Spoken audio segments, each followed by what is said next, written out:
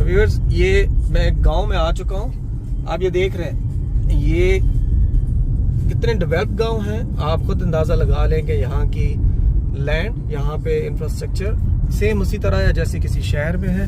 बहुत बड़े बड़े फार्म लोगों ने यहाँ बनाए हुए हैं और सेम उसी तरह ट्रैक्टर ट्रॉली भी यहाँ पे हैं। यहाँ पे हार्वेस्टिंग की इक्विपमेंट भी हैं। यहाँ पे खूबसूरती आप देखें तो गांव और शहर में सिर्फ फ़र्क इतना है कि यहाँ पे हज़ारों लाखों एकड़ ज़मीन जो है वो आपके पास है।